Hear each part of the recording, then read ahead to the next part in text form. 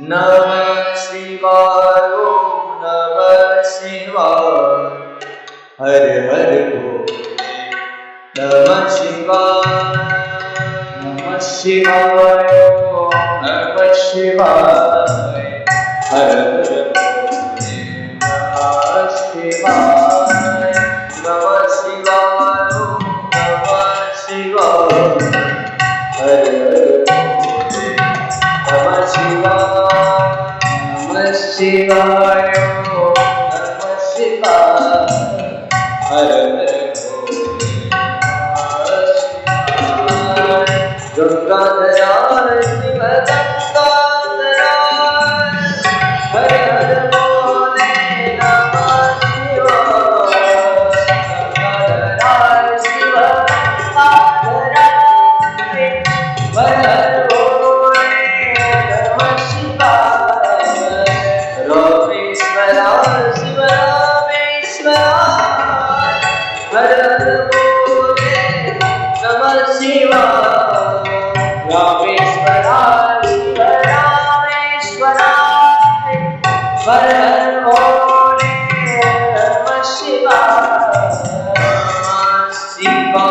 ओम नमः शिवाय हर हर भोले नमः शिवाय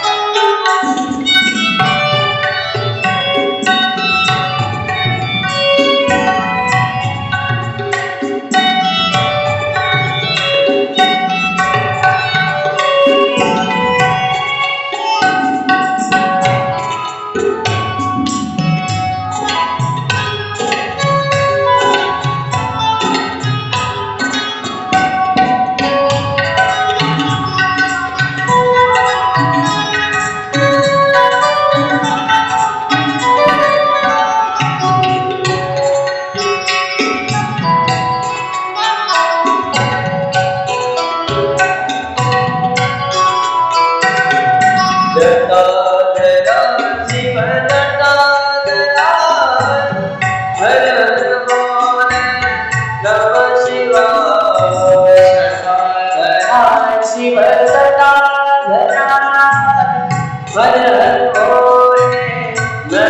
शिवाय गंगाधराय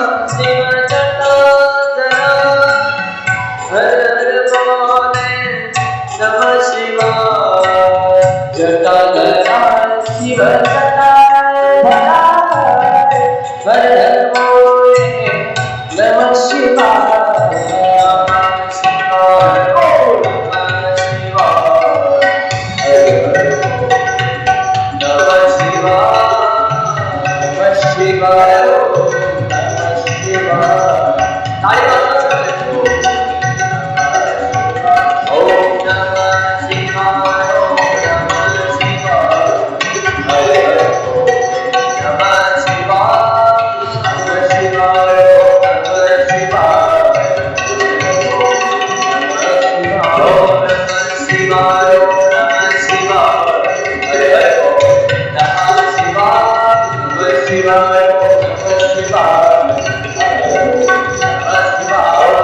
रामेश्वराय शिव रामेश्वराय हर हर भोले नमः शिवाय रामेश्वराय शिव रामेश्वराय हर हर भोले नमः शिवाय नमः शिवाय हर हर भोले नमः शिवाय नमः शिवाय ओम नमः शिवाय हर हर भोले नमः शिवाय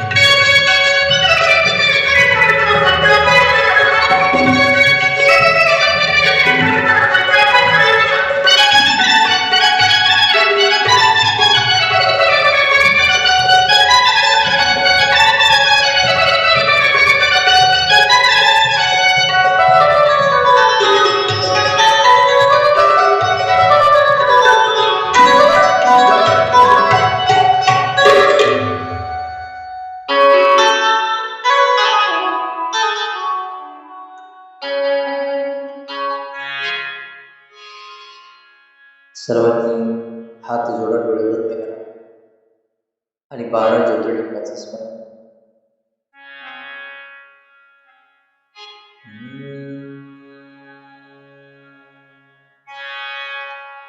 सौराष्ट्र सोमनाथ श्रीशैल्य मल्लिकार्जुन उज्जनिया महाकाल ओंकारमलेश्वर कलिल्या वैद्यनाथञ्च डाकिन्या भीमशङ्करं सेतुबन्धेतु रामेशं नागेशं दारुकावने वाराणस्यातु विश्वेशं त्र्यम्बकं गौतमीतटे हिमालये तु केदारं कृष्णेशं च शिवालये एतानि ज्योतिर्लिङ्गानि सायं प्रातः पठेन्नरः सप्तजन्मकृतं पाप स्मरणेन विनश्यति स्मरणेन विनश्यति स्मरणेन विनश्यति. नमः पार्वती पते शिव हर हर महादेव.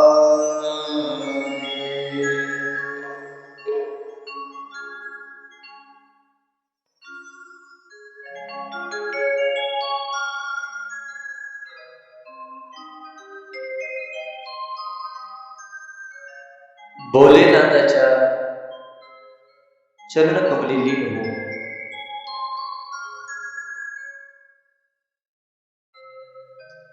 पवनसुत हनुमानजींच्या पवित्र दरबारामध्ये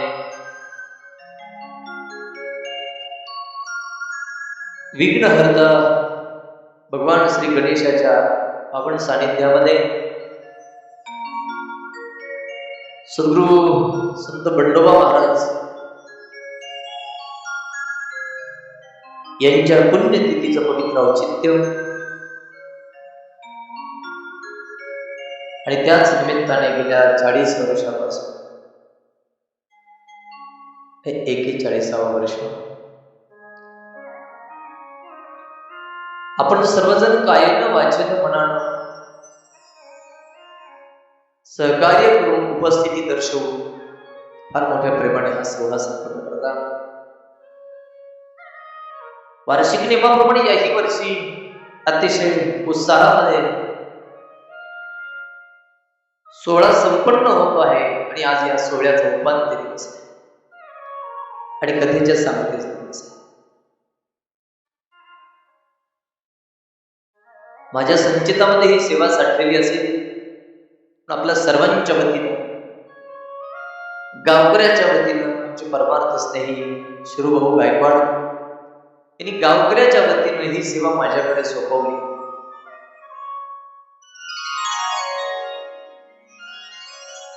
आणि ही सेवा स्वीकारून ही सेवा करत करत करत आज सांगतेच्या दिवसापर्यंत येऊन आपण पोहोचलो. वक्ता कितीही मोठा असला तरी श्रोत्याशिवाय त्याची किंमत शून्य असते.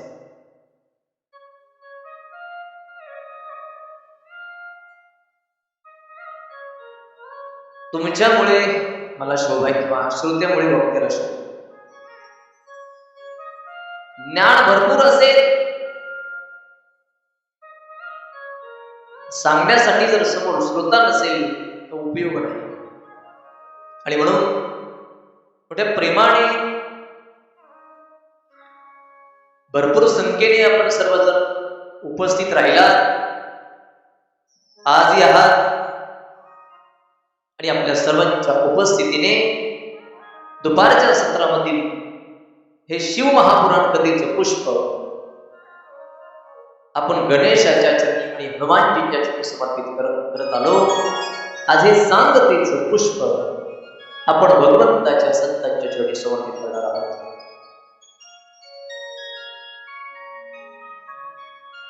आजच्या सांगतेच्या दिवशी श्रवणाच्या निमित्ताने उपस्थित झालेल्या सर्व शिवभक्तांना व्यासपीठाकडून माझा साष्टांग दंडवत, साष्टांग प्रणाम.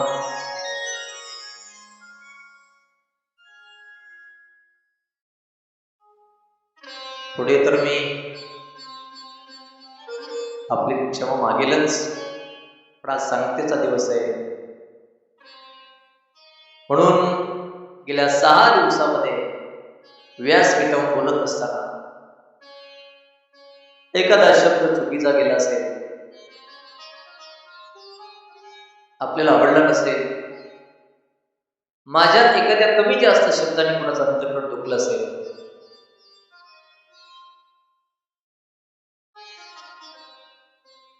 फार मोठं मन करून मी आपल्या समोर क्षमा मागतो.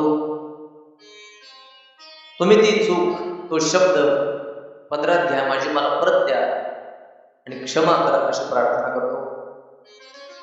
याचं कारण मनुष्य बुद्धीच्या ठिकाणी अनेक प्रकारचे दोष आहेत. अन्न, वस्त्र, पाणी, भूमी, आईवडील आणि स्वतः 6 प्रकारचे दोष आहेत. एखाद्या दोषातून एखादी चूक होऊ शकते, झाली असेल तर माय बाबाचं अंतःकरण करून, गुरुदेवाचं अंतःकरण करून तुम्ही मोठ्या मनाने मला क्षमा करा, नवी कराल अशी अपेक्षा. गेल्या 7 दिवसामध्ये आपण सर्वांनी छान उपस्थिती दर्शवली. माझा आवाज ज्या सौरद्वारे आपल्यापर्यंत पोहोचतोय ते या कार्यक्रमाचे मार्गदर्शक आदरणीय अशोक महाराज उर्फ दादा. अतिशय 7 दिवसामध्ये एकदाही त्यांना सांगावं लागत नाही किंवा लागलं नाही हा आवाज कमी करा, हा आवाज जास्त. आणि एवढी चांगली सिस्टम असून जर कुणी याला नवत होत असेल महाराज, मग त्याला अक्कल नाही. हे लक्षात, ते कसं वापरायचं. अतिशय छान दादा, आपल्यालाही बंधन. सर्वांच्याच वतीनं शिवभाऊंनी मला निमंत्रण देऊन बोलवलं. गावकऱ्याच्या वतीनं, त्यांच्यामुळे तुम्हा सर्वांचं किंवा तुमच्यामुळे सगळ्या गावामुळे मला तुमचं गावाचं दर्शन झालं. म्हणून शिरूभाऊंनाही खूप खूप धन्यवाद देतो.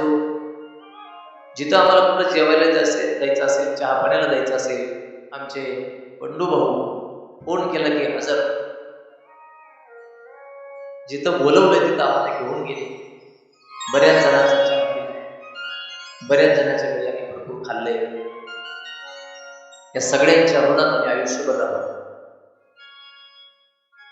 गेल्या 5-6 दिवसापासून ज्यांचं गाव हिंगोली, पण त्यांचा मुलगा असून इथे नोकरी करतात, आमचे मगर महाराज, आपल्याला वंदन करतो. आम्हाला काही लागलं तर ते आमचे राजू महाराज हजरत असायचे, त्यांनाही वंदन करतो. सगळ्यांना वंदन करतो आणि कमी जास्त शब्दाबद्दल आपल्या सर्वांची क्षमा मागतो. आपण क्षमा कराल अशी अपेक्षा.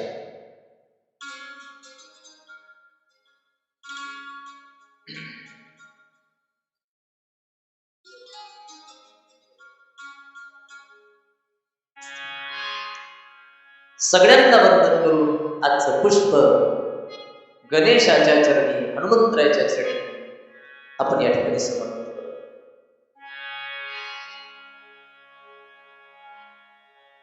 आज नाही, कितीतरी वर्षापासून या कथा, कीर्तन, प्रवचन चालतात. मग एका नास्तिक माणसाने एका साधूला प्रश्न केला. ठीक आहे, एका नास्तिक माणसाने एका साधूला प्रश्न केला, महाराज,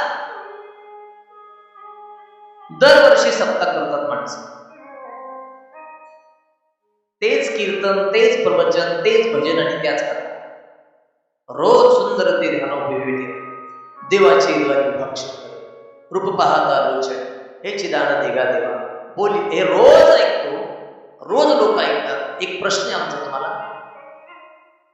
हे रोज वर्षानुवर्ष कथा, कीर्तन, प्रवचन ऐकून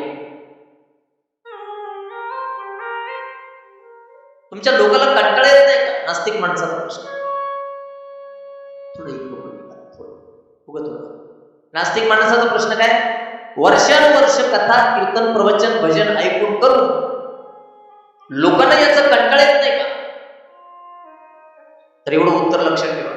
त्या साधूनं उत्तर दिलं, अरे बाबा, आमच्या लोकांना कथेचा, कीर्तनाचा, प्रवचनाचा, भजनाचा कंटाळा तेव्हा येईल जेव्हा माशाला पाण्याचा कंटाळा येईल. मी विचारतो तुम्हाला, सांगा, माशाला पाण्याचा कंटाळा येईल का? हा, कधीतरी माशाला पाण्याचा कंटाळा येईल? माशाला जर पाण्याचा कंटाळा येत नसेल तर त्याला काय मासा म्हणायचं?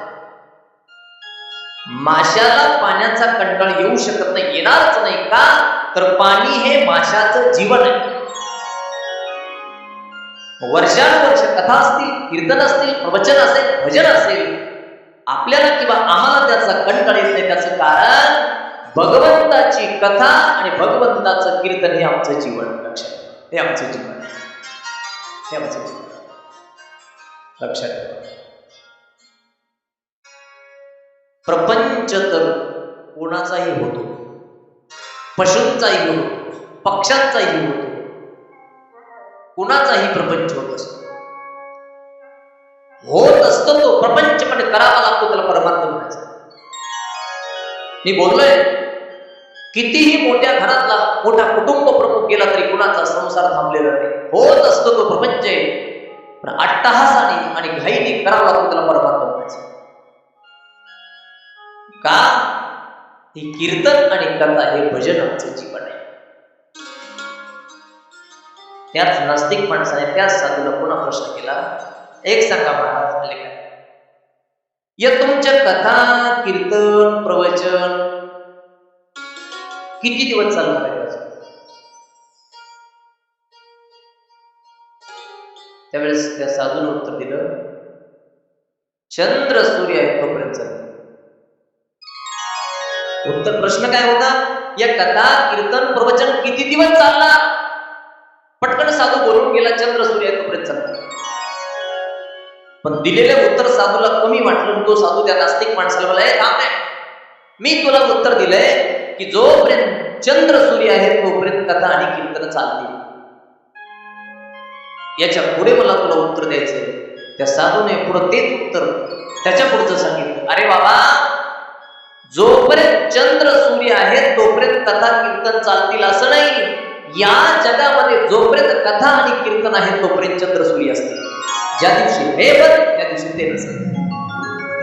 म्हणून भगवंताची कथा, भगवंताचं कीर्तन, देवचरित्र, संत चरित्र हे आमचं जीवन आहे आणि असं पाहिजे.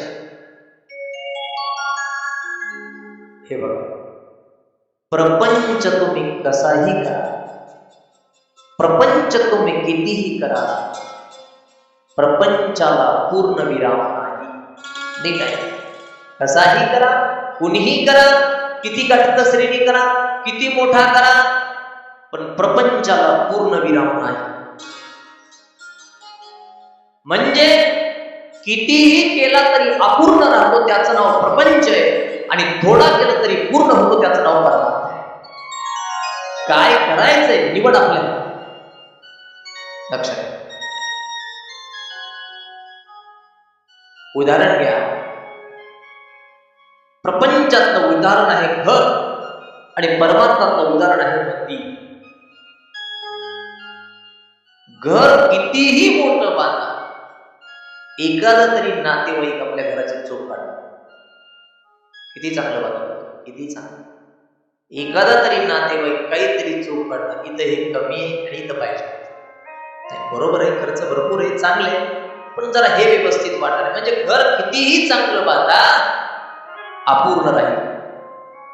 मला वाटतंय मंदिर समोर घ्या, पाया घातला, मंदिर चालू झालं, शिखर पूर्ण झालं आणि शिखरावर कळस बसला. कळसाच्या वरी पुन्हा काही बांधलं जात, कळस पूर्ण विराम. प्रपंच कोणीही करा अपूर्ण विराम, परमार्थ कसाही करा पूर्ण विराम.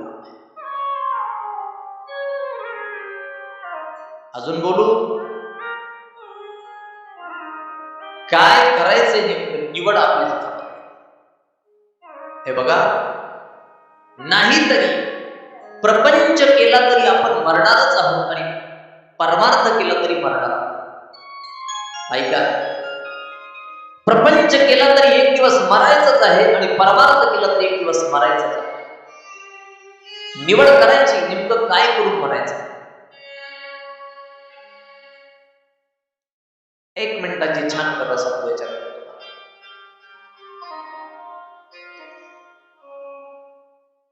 पंचवटीला रावणाची बहीण शूर्पणखा गेली. लक्ष्मणाने तिचं नाक आणि कान त्याचा छेद केला.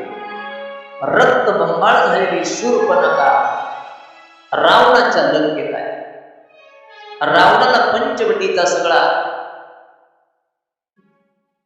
झालेला घटनाक्रम सांगितला आणि सांगितलं, दादा 2 राजकुमार आहेत पंचवटीला, त्यांच्यासोबत एक सुंदर सुकुमारी आहे राजकन्या. तुझा माझा केलेला अपमान त्याचा बदला म्हणून त्या सुंदरीला घेऊन ये. शूर्पणखेचं रावणाने ऐकलं. रावण मृत्यूशाळेत बसला होता, तिथून उठला, थेट मारीच मामाकडे गेला. मारीच मामाकडे गेला आणि मारीच मामाला काय म्हणणार आहोत, मामा चल आपल्याला पंचवटीला जायचं. मामा म्हणले, कशा करता? एका सुंदरीचं अपहरण करायचं. अपहरण. मारीच मामाला ही गोष्ट पडली. स्त्रीचं अपहरण पाप आहे.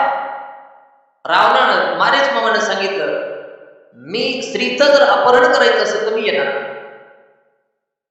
रावणाला राग आला आणि रावण म्हणा, मामा पंचवटीला जर आला नाही तर इथंच मारून टाक. आता मारीच मामाने विचार केला, पंचवटीला गेलं तरी मरायचं आणि इथं राहिलं तरी मरायचं. या नालायकाच्या हातून मरण्यापेक्षा पंचवटीला देवाच्या हातून मरायचं तर दोन्हीकडे. तिकडे जावं तर देव मारणार आहे आणि इथं राहिलं तर रावण मारणार आहे. मरण तर दोन्हीकडे. पण या दुर्जनाच्या हातून मरण्यापेक्षा पंचवटीला जर गेलो तर देवाच्या हातून मरण मोक्ष मिळेल.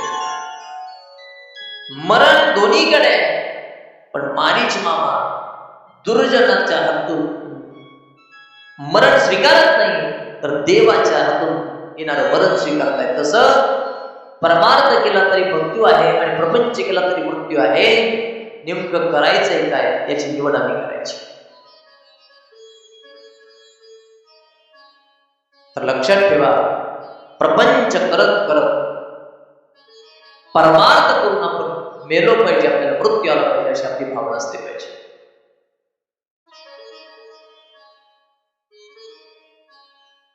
आणि परमार्थ म्हणजेच भगवंताचं जीवन, एकात्मसात देवाचं पूजन, देवाचं पूजन, तुळशीच्या प्रदक्षिणा, उपकार, दान, धर्म, या सगळ्या गोष्टी याला परमार्थ म्हणतात.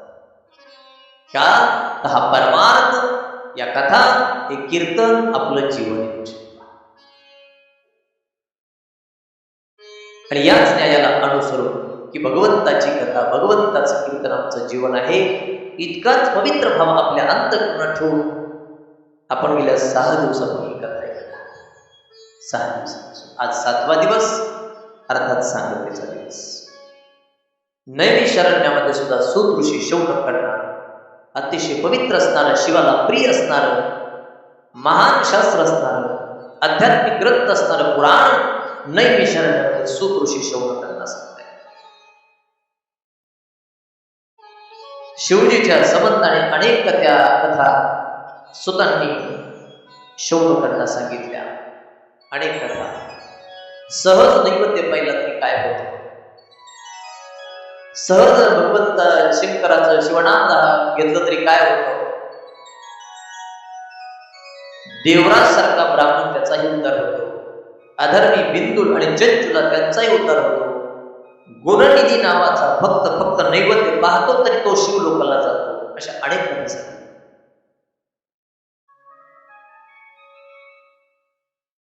आता सूत ऋषी शौनकांना प्रामुख्याने 2-3 कथा भाग सांगतायत. शौनकांनो, या शिवपुराणामध्ये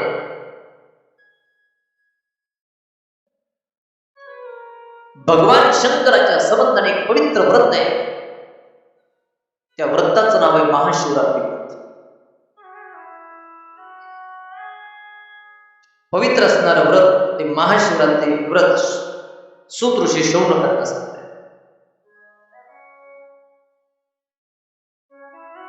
शौनकांनी प्रश्न केला, महाराज एक सांगा, ही शिवरात्री नेमकी निर्माण कशी झाली? एक कथा तुम्ही ऐकली, त्याच्यातून शिवरात्रीचा जन्म. तुम्ही एक कथा ऐकली होती, कोणती? विष्णूला आणि ब्रह्माला अहंकार झाला मी श्रेष्ठ. त्यांचा अहंकार घालवण्यासाठी भगवान शंकराने कालभैरवाचं रूप घेतलं, एक स्तंभ निर्माण केला. विष्णूला त्याचं खालचं टोक बघायला सांगितलं आणि ब्रह्माला वरचं टोक बघायला सांगितलं. विष्णूला खालच्या टोकाचा अंत लागला नाही, शरण आले. शंकर प्रसन्न झाले आणि विष्णूला आशीर्वाद दिला होता, तुला अंत लागला नाही, मान्य केलंस, तू शरण आला, मी तुझ्यावर प्रसन्न आहे, जेवढे अधिकार मला आहे माझे सगळे अधिकार मला. विष्णूला स्वतःचे सगळे अधिकार प्रसन्न हो. पण ब्रह्मदेव खोटं बोलतायत. 95 होते, एक मस्तक छाटलं चतुराने आणि शाप दिला, वरच्या टोकाचा अंत लागला नाही तरी खोटं बोललास ब्रह्मा, तुला शाप देतो, पृथ्वीवर तुझं मंदिर नसेल, यज्ञात तुझं पूजन नसेल, तुझी कोणी पूजा करणार, तुझं कोणी मंदिर बांधणार, हा शाप दिला. एकच मंदिर आहे, लक्षात ठेवा, राजस्थानमध्ये. मी गेलो त्या मंदिरात, मी गेलो.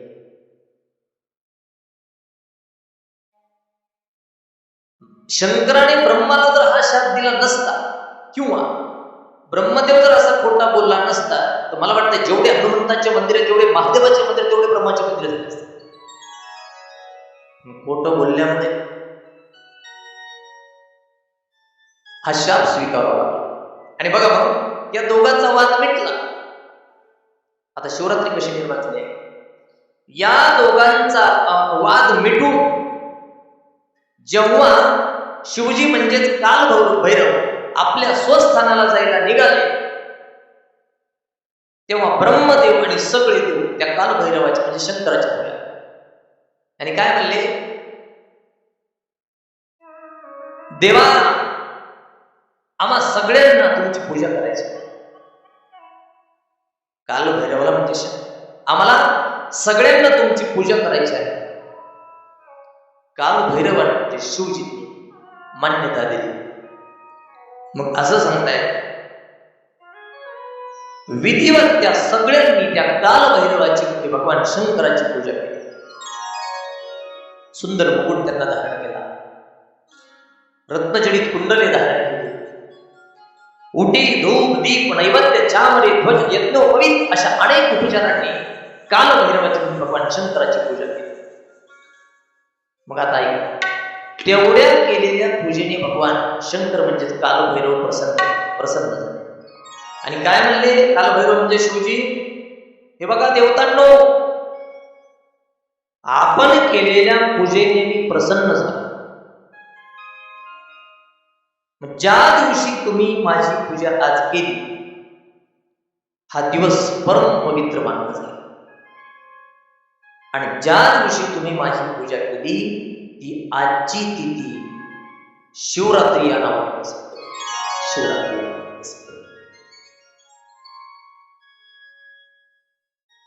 आजच्या या शिवरात्रीच्या दिवशी उपवास करून भगवान शंकराचं पूजन करून भजन करून जी शिवभक्त जागरण करतील ते मला अत्यंत प्रिय होतील आणि जे शिवरात्रीचं व्रत करतील मी त्यांच्या सगळ्या इच्छा करू. ज्या दिवशी पूजा केली ती तिथी कोणती होती? आता पुढे आली जवळ. आता कोणता महिना आहे? मराठी इंग्लिश नाही. मार्गशीर्ष पुढे पौष येणार आहे, त्याच्यानंतर माघ महिन्यातील वद्य पक्षातील, लक्षात ठेवा,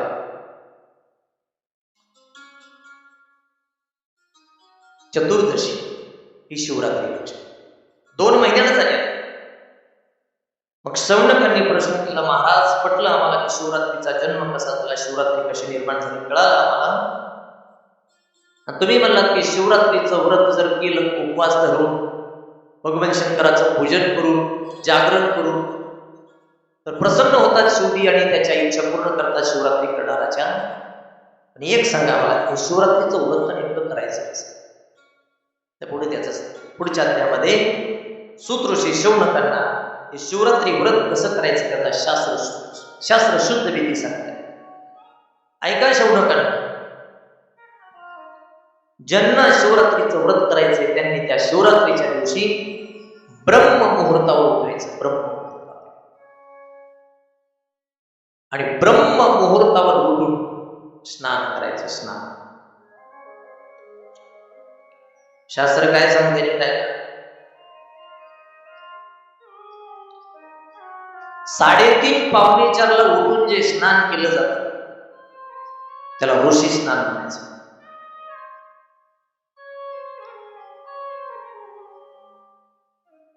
5:30ला जे स्नान केलं जातं त्याला ब्रह्मस्नान म्हणायचं. सूर्य निघण्याच्या अगोदर जे स्नान केलं जातं त्याला देवस्नान म्हणायचं. आणि सूर्य निघल्यानंतर जे स्नान केलं जातं त्याला राक्षस स्नान म्हणायचं. तुमचं तुम्ही बघून घ्या कुठल्या स्नानामध्ये. मला काय माहिती कोणाच्या ठरवा आपण रोज कोणत्या स्नानामध्ये येतो. मला वाटते जास्तीत जास्त आपण राक्षस स्नान. बरं का दादा, मगर महाराज, राक्षस स्नान तरी बरं, राक्षस स्नान तरी बरं. पण ह्याच्या पुढचं एक स्नान, सूर्य निघल्यावर उठायचं,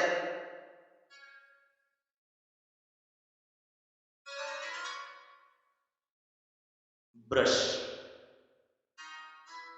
तोंड कसं तरी इसळायचं, चहा, टोस्ट, खारी, बिस्किट, पुन्हा पोहे, पुन्हा 1 तासानं जेवण, सगळं करा 11 वाजता. पुन्हा म्हणायचं हा कडावर आता आंघोळीला ही महाराक्षस स्नान आहे. राक्षस तरी बरे, पण ही महाराक्षस स्नान आहे. तुम्ही ठरवा तुम्ही कुठल्या स्नानामध्ये असता. उशीर आंघोळ, मला खरं सांगू का, शास्त्र सांगताय खरं तर पाहिलं तर आंघोळ करण्याच्या आंघोळ केल्याशिवाय पाणी सुद्धा घ्यायला परवानगी नाही. मग चहा पिणारे, बिस्किट खाणारे, पोहे खाणारे, पुन्हा आंघोळ करणारे तपासून स्वतःला महाराक्षस स्नान. पहिली गोष्ट ब्रह्ममुहूर्तावर उठायचं, आंघोळ करायची, आणि पहिली गोष्ट भगवंताचं स्मरण करायचं. भगवंताचं स्मरण करायचं. तुम्हाला सुद्धा सांगतो सगळ्यांना, उठल्या कामाला सुरुवात करी जाऊ. 2 मिनिटं अंतरुणावर बसा, रामकृष्ण हरी, रामकृष्ण हरी म्हणत अंतरुण काढा, रामकृष्ण हरी म्हणत गड्या घाला, रामकृष्ण हरी म्हणत घर झाडा, रामकृष्ण हरी म्हणत अंगण झाडा, रामकृष्ण हरी म्हणत कचरा भरा, रामकृष्ण हरी म्हणत शेजारच्या दारात उभा. किती मन लावून ऐकलं तुम्ही. हे पाप होईल, असं करू नका. जेवढं तुम्हाला लागतंय तेवढंच घ्या, पुढचं घेऊ नका. नाही का, अर्थात ब्रह्ममुहूर्तावर उठावं किंवा सूर्य निघण्याच्या अगोदर उठावं, पवित्र स्नान करावं, आणि कुठल्याही कामाला सुरुवात करण्याच्या अगोदर भगवंताचं स्मरण करावं. सुबह सवेरे लेकर तेरा नाम प्रभु, करते हैं हम शुरू आपका नाम प्रभु। सुबह सवेरे लेकर तेरा नाम प्रभु, करते हैं हम शुरू आज का काम प्रभु। सुबह सवेरे लेकर तेरा नाम प्रभु, करते हैं हम शुरू आज का काम प्रभु। सुबह सवेरे लेकर तेरा नाम प्रभु, करते हैं हम शुरू आज का काम प्रभु। ओ शुद्ध भाव से तेरा ध्यान लगाए हम, विद्या का वरदान तुम्हीं से पाए हम। शुद्ध भाव से तेरा ध्यान लगाए हम, विद्या का वरदान तुम्हीं से पाए हम। विद्या का वरदान तुम्हीं से पाए हो। तुम्हीं से है आगाज, तुम्हीं अंजाम प्रभु, करते हैं हम शुरू आज का काम प्रभु। सुबह सवेरे लेकर तेरा नाम प्रभु, करते हैं हम शुरू आज का काम प्रभु। ताली वाजवा।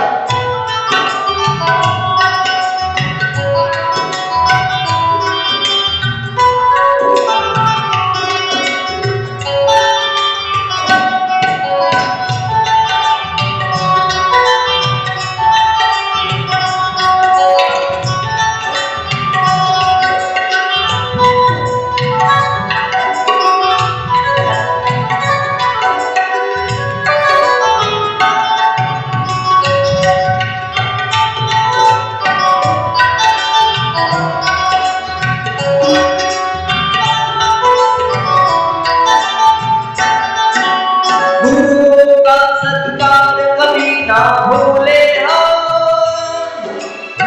ना बने महान गगन को छूले हम। गुरु का सत्कार कभी ना भूले हम, इंसान बने महान गगन को छूले हम। इतना बने महान गगन को छूले हम। तुम्हीं से है सुबह, तुम्हीं से शाम प्रभु, करते हैं हम शुरू आज का काम प्रभु। सुबह सवेरे लेकर तेरा नाम प्रभु, करते हैं हम शुरू आज का काम प्रभु। जय हो।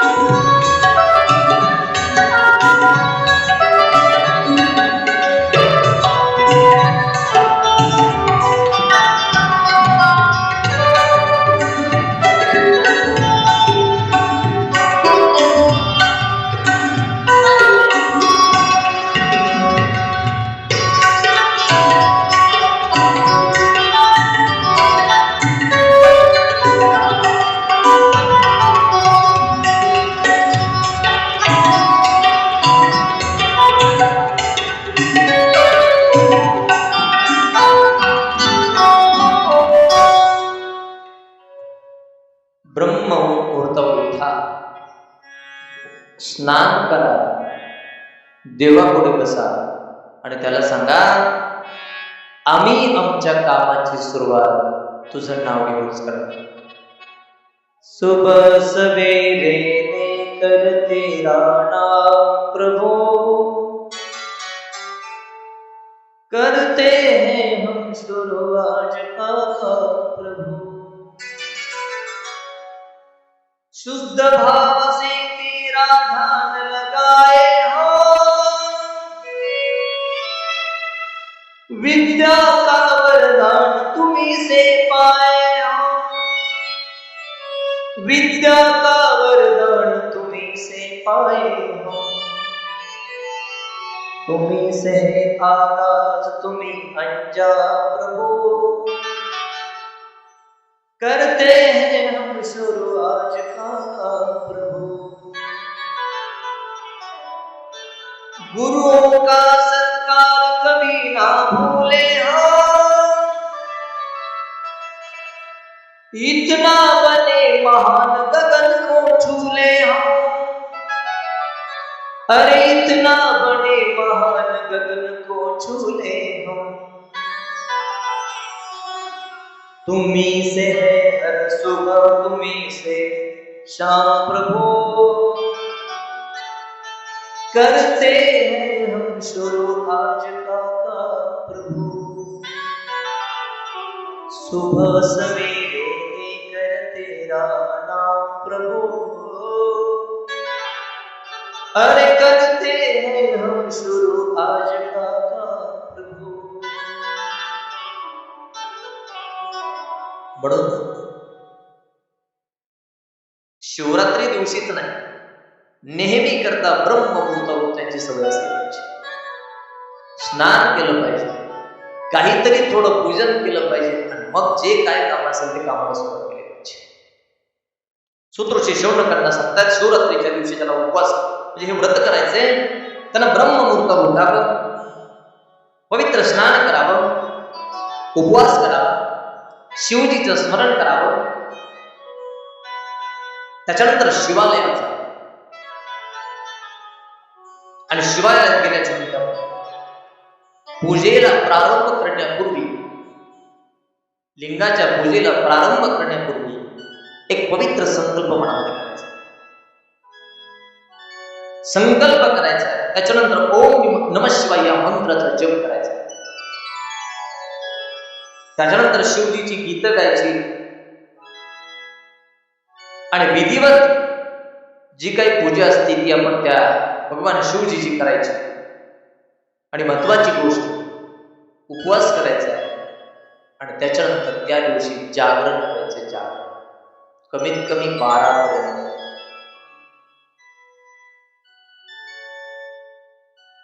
आणि अंतःकरणापासून हात जोडून भगवान शिवजींना प्रार्थना करायची, जे काय तुमच्याकडे पूजेसाठी उपचार असतील, गंध पुष्पादी जे काय असतील त्याच्याकडे जे उपलब्ध, त्याने भगवान शंकराची पूजा करायची आणि अंतःकरणापासून हात जोडून भगवान शंकराची त्या शिवरात्रीच्या दिवशी पूजा करायची. आणि याच्या पुढे सूत्रऋषी शौनकांना सांगतायत, कमीत कमी ओम नमः शिवाय हा मंत्र 108 वेळा शिवालयात जपायचा. 108 वेळा, कमीत कमी 108 वेळा. आणि असं सांगतायत, पूजा करत असताना 8 नावाने भगवान शंकराची पूजा करायची. 8 नावाने. ती 8 नावे या पुराणात आहेत. श्री श्रीधराय नमः, मोजा नाही म्हणतो.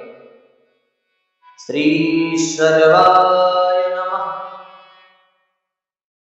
श्री रुद्राय नमः, श्री पशुपतये नमः,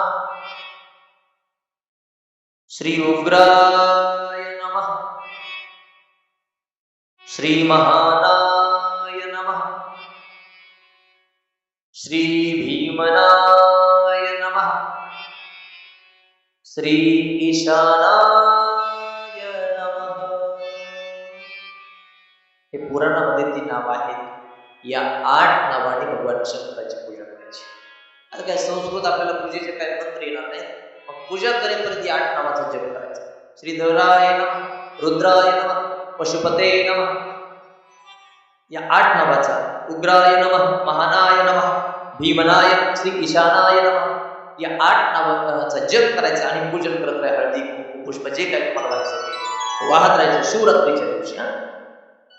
आणि त्याच्यानंतर असं सांगतात की शिवजीला वाहत असताना तीळ वहा, जवस वहा, कमळ वहा आणि बिल्वपत्र असे याच्यामध्ये सांगतात. अशी जर अतिशय प्रसन्नतेने मनापासून आपण पूजा केली तर शिवजी प्रसन्न होतात. मग त्या भगवान शिवजीच्या समोर हात जोडून उभे राहा आणि भगवान शिवजींनी आपल्या कृपा करावी याच्यासाठी प्रार्थना करा. आणि अशी जर ही शिवरात्री आपण विधिवत केली, भगवान शंकराचं पूजन केलं, तर शिवरात्री व्रत करणाऱ्या शिवभक्तांच्या सगळे इच्छा पूर्ण होतात. याच्या पुढे अजून थोडा फायदा सांगेल. सूत्रऋषी शौनकांना म्हणले शिवरात्री निर्माण कशी झाली आपल्याला कळालं, पूजन कसं करावं हे कळालं, पण हे बघा सगळ्याकडूनच एवढं विधिवत काय पूजन होत नसते. नीट आहे, सगळ्याकडूनच एवढं विधिवत पूजन होत नाही. एवढे काय गंधन, जवसन, तिळण, कमळन, बिल्वपत्रण हे 8 नावं घ्यायचे, ब्रह्ममुहूर्तावर उठायचं, स्नान, हे सगळ्याकडून होत नसतं. मग सूत ऋषी शौनकांना म्हणले ही एक बाजू झाली की अशी शिवरात्री करावी. तुम्हाला दुसरी सोपी बाजू सांगतो. आणि माणसाला सोपं पाहिजे, अवघड नाही पाहिजे. अवघड कोणी नकरी सांगता आणि सुलभ बहुता गोड वाटे. माणसाला अवघड नाही, सोपं पाहिजे. मग सूत ऋषी शौनकांना म्हणले ही एक बाजू झाली की शिवरात्री अशी करावी. सोपी बाजू सांगतो म्हणले तुम्हाला, जे मी तुम्हाला सांगतो. म्हणले शिवरात्रीच्या दिवशी सहज जरी उपवास काढला, सहज उपवास काढला आणि सहज जागृत झालं तरी शिवजी त्याच्या पदरामध्ये शिवरात्रीचं पुण्य टाकतात. सहज उपवास धरायची गरज नाही, सहज उपवास आणि सहज जागरण घडलं तरी शिवरात्रीचं पुण्य पदरात. आणि 2 गोष्टी लक्षात ठेवून असतात. उपवास, उपवास शब्दाचा अर्थ काय सांगतो? एक तर देवाच्या जवळ हा एक अर्थ, आणि उपवास शब्दाचा अर्थ त्या दिवशी काही खायचं. आपण सगळे अशा उपवास म्हणून त्या दिवशी जास्त हानी होतात. त्या दिवशी जास्त उद्या उपवास आहे, उदाहरण एकादशी. रोज जर 1.5 भाकर लागत असत, बायको म्हणते अर्धी घ्या एकादशी. एकादशी तशी ते विचार रोज 9ला चहा, त्या दिवशी 7:30 उपवास. 10ला तर चिप्स, चकल्या तयार. 11, 11:30 शाबुदाण्याची खिचडी. 12-1 वाजता तर भगरीच्या दशम्या. 2-3 घंट्याची झोप, झोपताना 4-5 ग्लास ताक. 4 वाजता फळ, पुन्हा संध्याकाळी शाबुदाण्याची खिचडी. काय होत असेल त्या पोटात?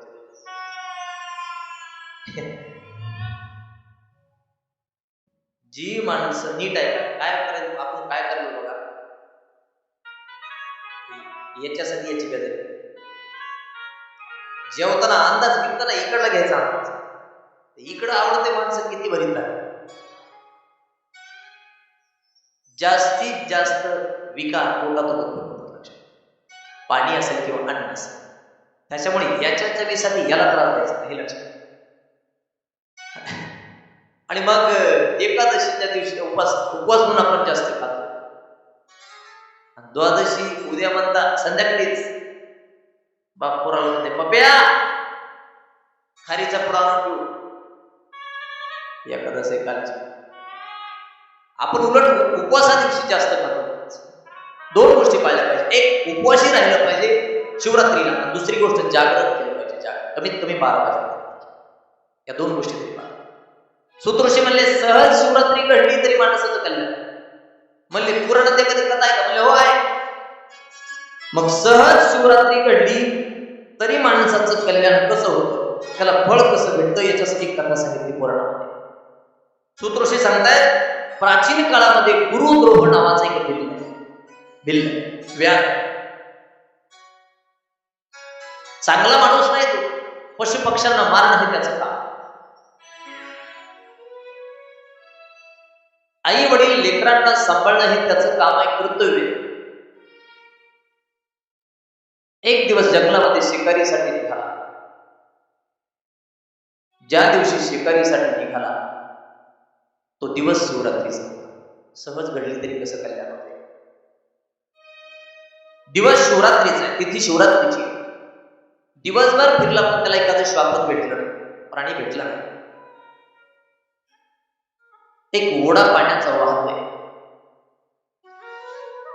इथं कुणीतरी एखादं प्राणी श्वापद पाणी पिण्यासाठी त्या ओढ्याच्या काठावर एक झाड आहे, त्या झाडावर बसला. योग असा ज्या झाडावर तो बसला ते झाड बेलाचं.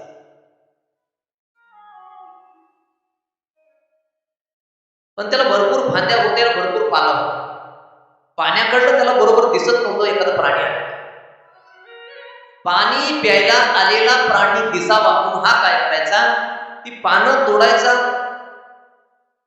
आणि दिसण्यासारखा असा मार्ग मोकळा करायचा.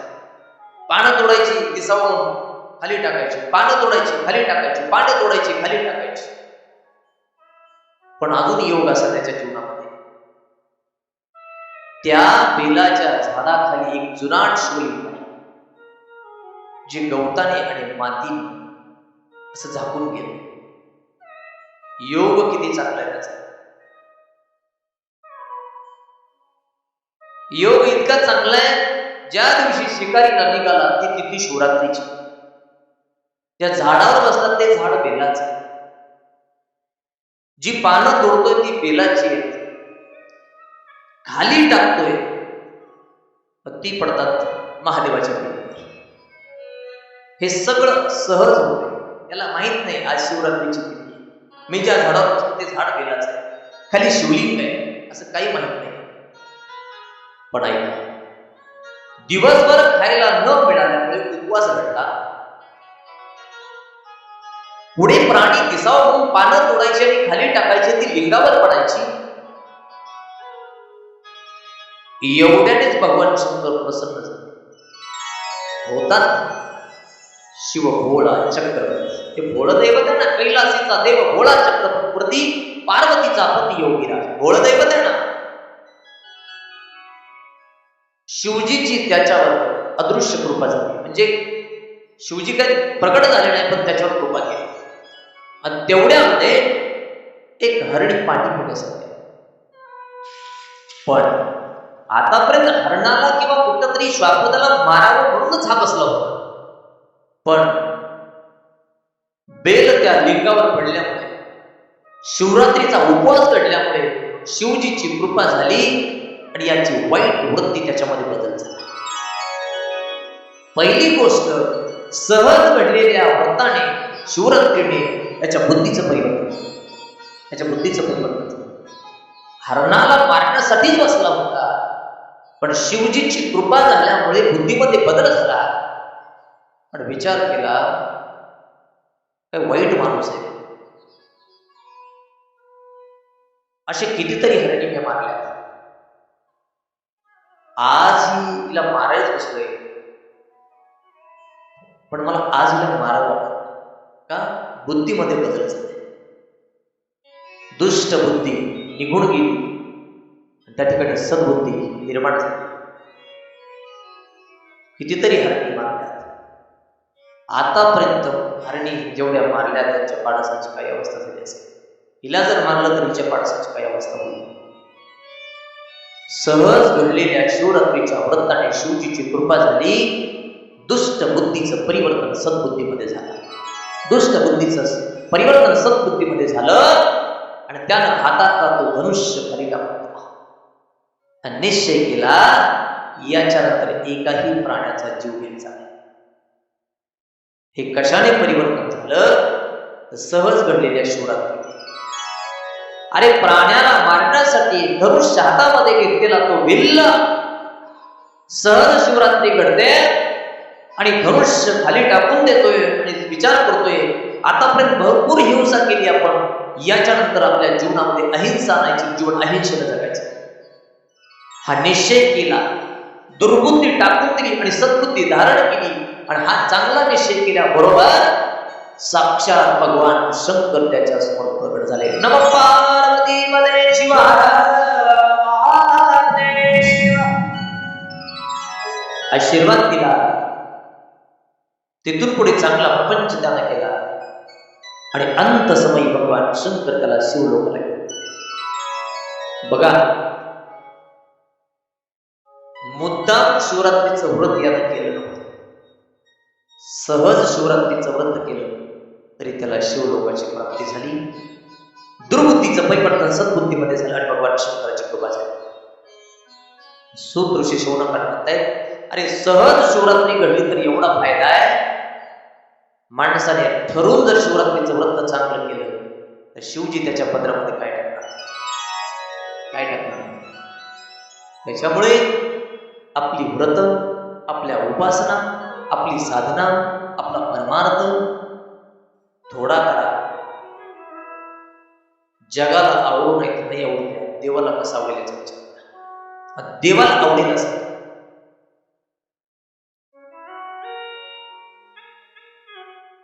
आपण केलेली साधना, त्या साधनेमुळे देवाला बरं वाटेल याचा विचार करू नका. आपलं बरं होईल कसं याचा विचार करा. मग हे शिवरात्री व्रताचा सूत ऋषी शौनकांना शिवरात्री निर्माण कशी झाली सांगतात. तिचं पूजन कसं, त्या दिवशी विधिवत पूजन कसं करायचं हे सांगतात. आणि सहज शिवरात्रीचं व्रत घडलं तरी काय कल्याण होतं हेही सांगतात. सूत ऋषी शौनकांना याच्यानंतर सांगतात, शौनकांनो, याच्यानंतर शिवजींना दुसरे व्रत प्रिय आहे, ते म्हणजे सोमवार. सोमवार ज्याला वाटतं आपण हिंदू आहोत, वारकरी आहोत, वैष्णव आहोत, त्यानं 2 व्रत केले पाहिजे. 2. कोणते 2 व्रत सांगा बरं मला तुम्ही? मी तर सांगायचं कसं, कोणते 2 व्रत केले पाहिजे? हा, वा, बोला. वा, पाठीमागच्या बाबांचं म्हणणं आहे सोमवार आणि शिवरात्र चांगली गोष्ट. पण संतांनी 2 व्रत सांगितले, त्याच्यामध्ये सोमवार एक घेतलाय आणि दुसरी एकादशी. मला वाटतंय 100% तुम्हाला सोमवार असेल ना सगळ्यात? असतो का? बरं, सगळ्याला हे समजतं, महिलांना असतो. ज्यांना ज्यांना एकादशी असते ते हात वर करा प्लीज.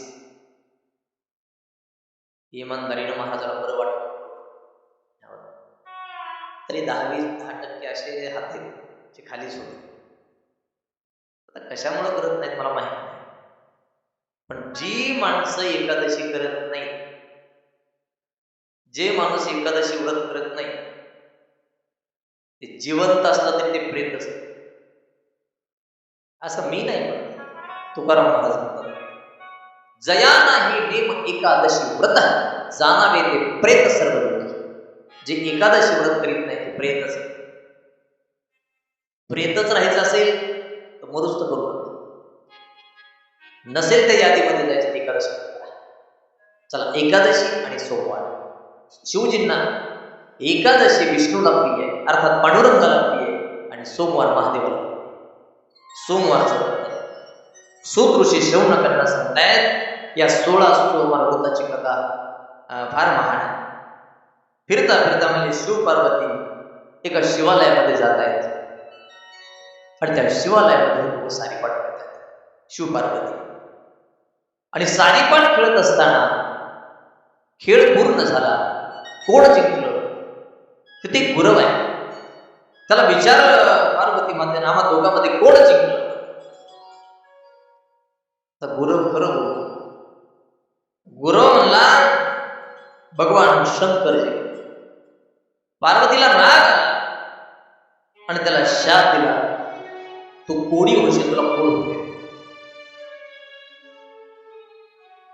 तुला कोड फुटेल, तू कोडी होशील असा शाप दिला. दोघं निघून गेले. असं सांगतात. पार्वतीच्या शापाचा परिणाम त्याच्या अंगाला सगळं ते कोड फुटलं. छिन्न विचिन्न झालं त्याचं शरीर. त्रास होऊ लागला त्याच्या शरीराला. कसा तरी जीवन काढतोय. एक दिवस त्या शिवालयामध्ये स्वर्गीच्या अप्सरा येतात. त्या शिवालयामध्ये स्वर्गातल्या अप्सरा येतात. त्या अप्सराने त्या गुरुवाला पाहिलं, त्याचं शरीर पाहिलं, त्याला होणारा त्रास पाहिला आणि विचारलं, काय झालं तुझ्या शरीराला? त्यांना सगळं सांगितलं अप्सरांना. एकदा भगवान शिव पार्वती इथं आले, सारीपाट खेळले, मला विचारलं कोण जिंकलं, मी शंकराचं नाव घेतलं, पार्वतीला राग आला, तिनं मला शाप दिला, तुला कोड होते, कोडी होशी. छिन्न विचिन्न झालं शरीर, मला खूप त्रास होतोय, काहीही करेल मी याच्यातून मुक्त होण्यासाठी, काही उपाय सांग. मग त्या अप्सरांनी त्याला सांगितलं, गुरुवाला घाबरू नको, एक व्रत आहे, ते जर मनापासून करशील तर तू मुक्त होशील. मग त्या स्वर्गातल्या अप्सरांनी त्या गुरुवाला 16 सोमवारचं व्रत करायला सांगितलं. 16 सोमवारचं व्रत. गुरु म्हणला 16 सोमवारचं व्रत मी करतो, पण ते कसं करायचं? तर त्या अप्सरा त्या गुरुवाला सांगतायत, ऐक बाबा, त्या सोमवारच्या दिवशी सारा दिवस उपवास करायचा, संध्याच्या समयी आंघोळ करायची, संध्या समयी आंघोळ करायची, शंकराची पूजा करायची. हे बघा अजून एक सांगतो, पूजा अशीच, हे शास्त्रामध्ये सांगितलं असते, पूजा अशीच करा तशीच करा, एवढ्या नियमात आपण बसत असतो. आपल्याला जशी येते तशी करायची, फक्त मनापासून करायची, हे सूत्र लक्षात. आपल्याला जशी येते तशी करा. भाव जर असेल पूजेत, भक्तीत, भजनात, देव तुमच्या गुणाचा, दोषाचा, जातीचा कशाचा विचार लक्षात. कशाही करा, आपल्याला येते तशी करा, पण मनापासून. हे बघ, सारा दिवस त्या अप्सरा गुरुवाला सांगतात, सारा दिवस उपवास करायचा, संध्याकाळी आंघोळ करायचं, शंकराचं पूजन करायचं, आणि त्याच्यानंतर कणिक घेऊन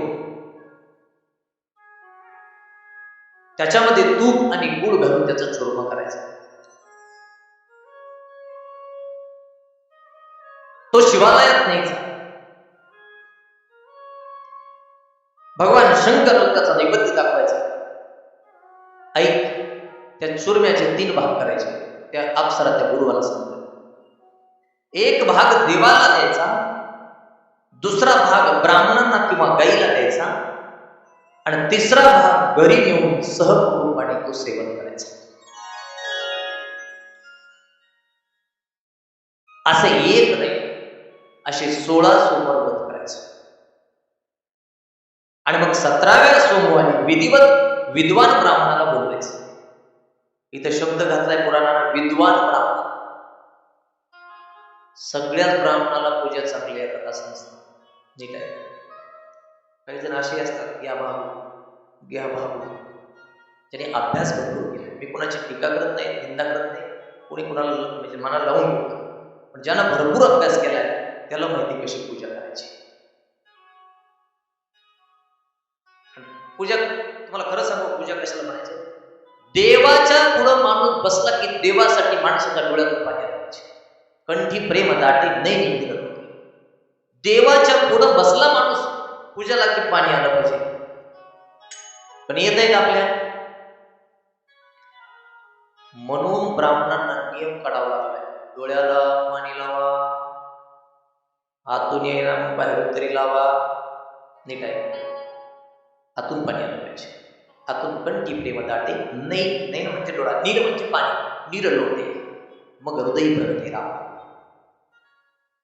विद्वान ब्राह्मणाला 17व्या सोमवारी बोलून घ्यायचं आणि विद्वान ब्राह्मणाद्वारे विधिवत पूजा करायची आणि ओम नमः शिवाय या शिवनामाचा उच्चार करायचा.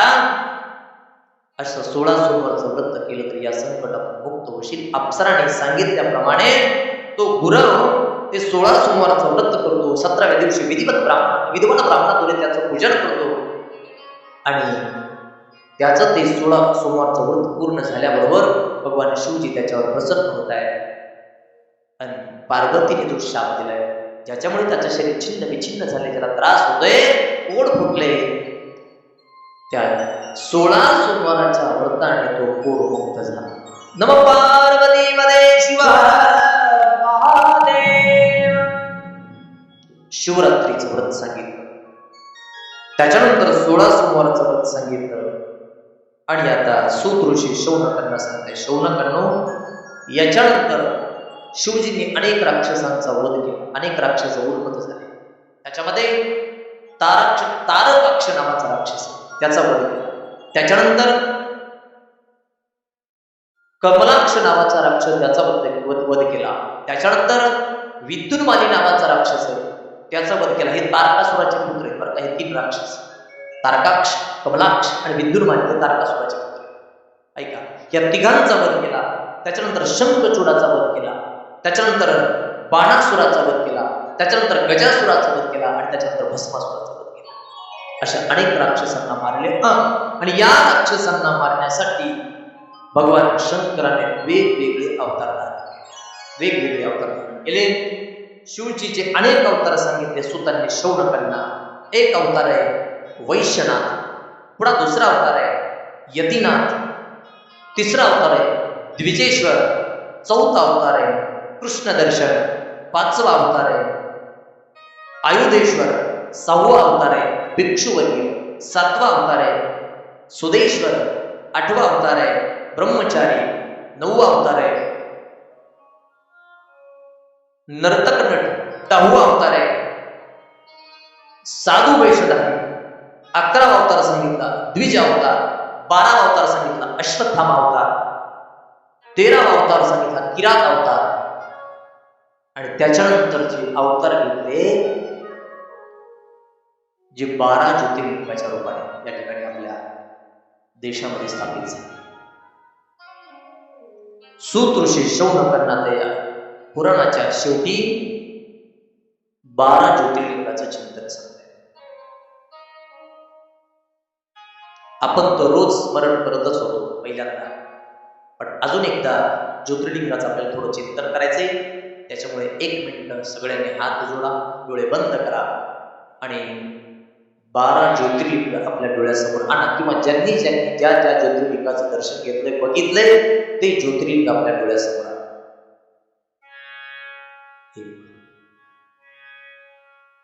सगळ्यांनी डोळे बंद हात जोडा. ज्योतिर्लिंगाचं स्मरण होईपर्यंत डोळा उघडायचा. जर कोणी उघडलं तर रात्री स्वप्नात घरात महादेवाच्या गळ्यातला बाबा येईल. उघडू नका. चला,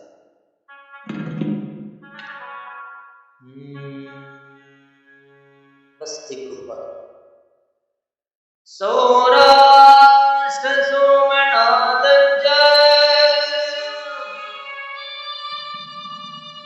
श्रीशैल मल्लिकार्जुन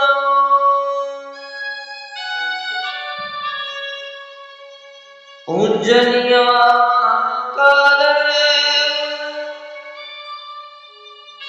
ओंकार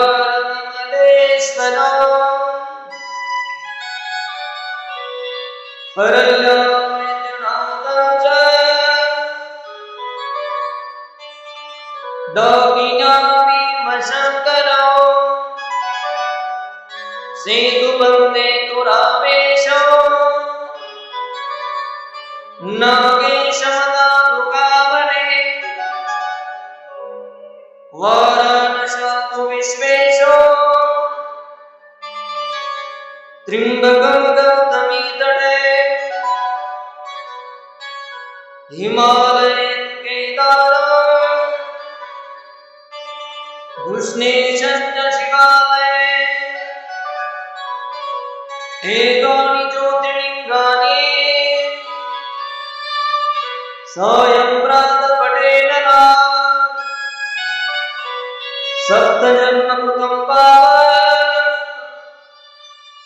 स्मरणेन विनश्यसि स्मरणेन विनश्यसि स्मरणेन विनश्यसि. नमः पार्वती पदेश्वर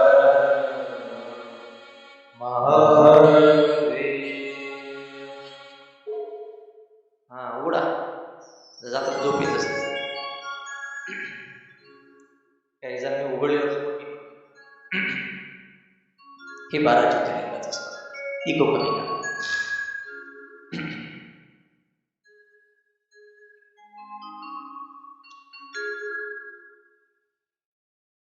पहिलं ज्योतिर्लिंग आहे सोमनाथ,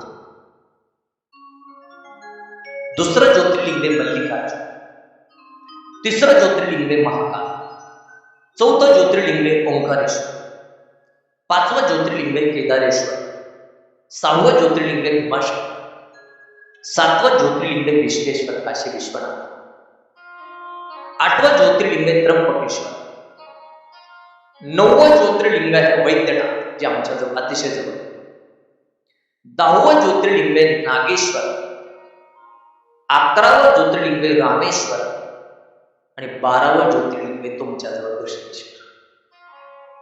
एक आमच्या जवळ, एक तुमच्या जवळ. चांगला योग आहे. 12 ज्योतिर्लिंगापैकी 5 ज्योतिर्लिंग आपल्या भाग्याने आपल्या महाराष्ट्रात. एक तुमचंच महत्वाचं तुमच्या जवळ, आमच्या जवळच आमचं. एक महाराष्ट्रात म्हणजे संभाजी महाराज, दुसरं आहे महाराष्ट्रात वैद्यनाथ जे आमच्या जवळ परळी, तिसरं आहे यांच्या जिल्ह्यात तुमचं, हे तिसरं तुमचं नागेश्वर अर्थात नागनाथ, हिंगोली जिल्हा. त्याच्यानंतर चौथं आहे महाराष्ट्रात नाशिक जिल्हा त्र्यंबकेश्वर आणि 5वं आहे पुणे जिल्ह्यात खेड तालुक्यात महाराष्ट्रात भीमाशंकर. हे 5 आपल्या महाराष्ट्रात. हे भाग्य आपलं ज्या राज्यामध्ये 5 ज्योतिर्लिंग आपण त्या राज्यामध्ये राहतो. तुम्हाला खरं सांगू का, आपल्या सगळ्यांचं पहिलं भाग्य आपण भारतात राहतो. एकच. जगाच्या पाठीवर अनेक देश आहेत, पण सगळ्यात पवित्र देश म्हणजे कोणता देश? भारत. है भारतीयों जहां ऋषि मुनि, थोड़ा जपते हरि नाम की माला, जपते हरि नाम की माला,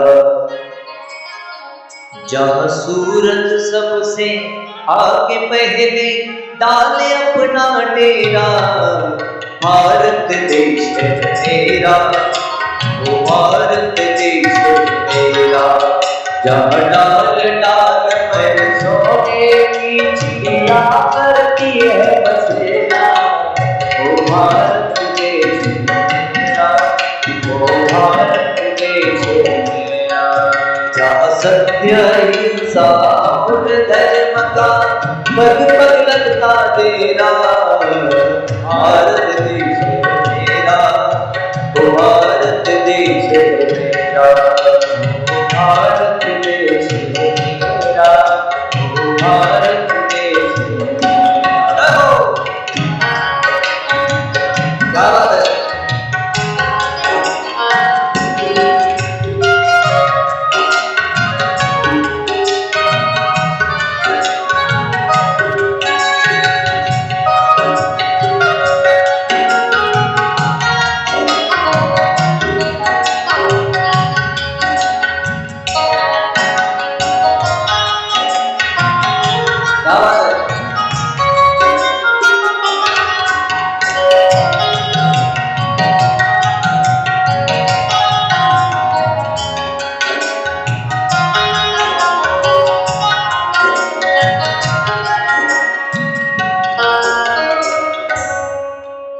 आपल्या सर्वात सौभाग्य, पहिलं भाग्य आपण भारतामध्ये जन्माला आणि त्याच्या पुढे आपलं भाग्य आपण महाराष्ट्रामध्ये जन्मलो. महाराष्ट्र ही संतांची भूमी आहे आणि त्याच्याही पुढे आपलं भाग्य आपण साधू संतांच्या नंतर जन्मलो.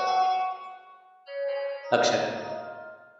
आणि म्हणून भाग्य आपलं आपण या राज्यामध्ये अनेक अनेक चांगले चांगले प्रगतीच्या पथावर असणारे देश आहेत. पण लक्षात ठेवा, सगळ्यात पवित्र देश आहे भारत. मेरा मुल्क मेरा देश. काय या देशाचं? मेरा मुल्क मेरा देश मेरा ये वतन, शांति का उन्नति का प्यार का चमन, इसके वास्ते निसारे मेरा तन मेरा. ऐ वतन ऐ वतन ऐ वतन, जाने जाने जाने मन. हम बुलबुले हैं इसकी, ये गुलसिता हमारा हमारा, सारे जहां से अच्छा, हिंदुस्तान हमारा हमारा, सारे जहां से अच्छा. इथं काय काय आहे अजून? हे राष्ट्र देवतांचे, हे राष्ट्र प्रेषितांचे, आचंद्र सूर्य नादो स्वातंत्र्य भारताचे. येथे नसो निराशा थोड्या पराभवाने, पार्थास बोध केला येथेच माधवाने. हा देश सम्य प्याला गीताके अमृताचे, आचंद्र सूर्य नादो स्वातंत्र्य भारताचे. पवित्र देश म्हणजे भारत आहे आणि आपण त्या देशाचे रहिवासी आहोत. हे आपलं भाग्य. तुम्हाला खरं सांगू का, आपण या देशामध्ये सुखरूप जगतोय राहतोय, त्याचं कारण आपण सुखी राहावं म्हणून आपल्या अगोदर आपल्यासाठी अनेक जणांनी आपल्या प्राणांचं बलिदान दिलंय. दिल दिया है जान भी देंगे ऐ वतन तेरे लिए. दिल दिया है जान भी देंगे ऐ वतन तेरे लिए. दिल दिया है जान भी देंगे ऐ वतन तेरे. हर तरफ अपना करेंगे, हर तरफ अपना करेंगे ऐ वतन तेरे लिए. दिल दिया है जान भी देंगे ऐ वतन तेरे लिए. दिल दिया है जान भी देंगे ऐ वतन तेरे.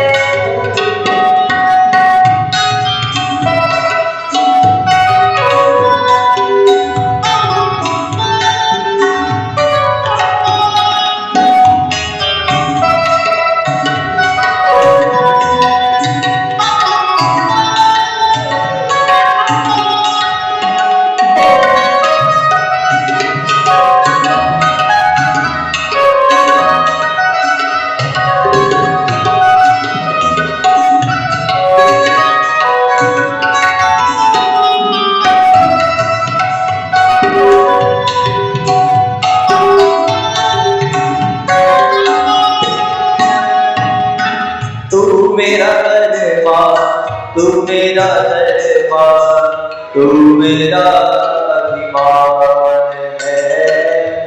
ऐ वतन महबूब मेरे, तुझ पे दिल कुर्बान है. हम जिएंगे और मरेंगे ऐ वतन मेरे. दिल दिया जान भी देंगे ऐ वतन तेरे. दिल दिया है जान भी देंगे ऐ वतन तेरे.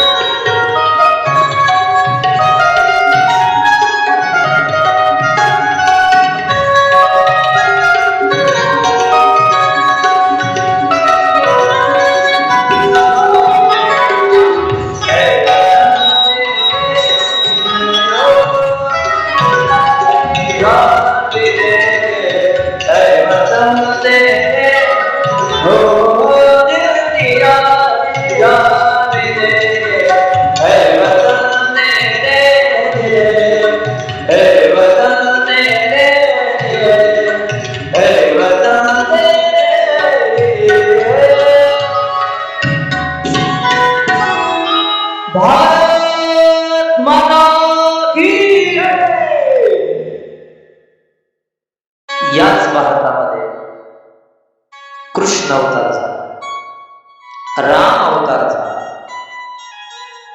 आणि ज्योतिर्लिंगाच्या रूपाने भगवान शंकराने अनेक अवतार घेतले. चला, पहिलं ज्योतिर्लिंग सोमनाथ जे गुजरात,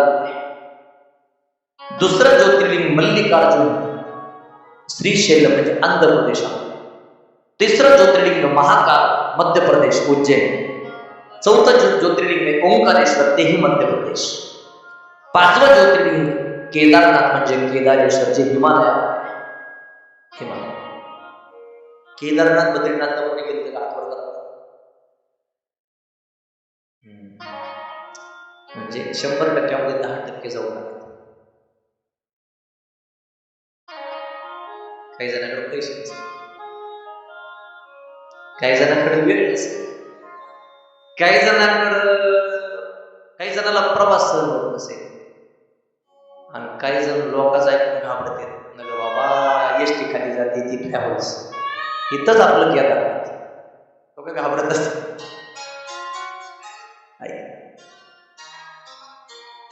आम्ही यात्रा काढत असतो, कधी जर वाटलं यावं तुम्हाला तर सांगा, मला फोन करा. तिथे 2-4 जणांकडे नंबर आहे दादाकडे, वाटलं कधी मी तुम्हाला सांगतो, मी त्या जाऊ लोक सांगे ब्रह्मज्ञ, पण कारण सांग मी त्याच्या पुढे जाऊन आलो, अमरनाथला जाऊ. अमरनाथ गेलं का? आम्ही अमरनाथ नशीब असलं तरच माणूस घरी येऊ शकत नाही, एवढं सोपं नाही ते. ऐका,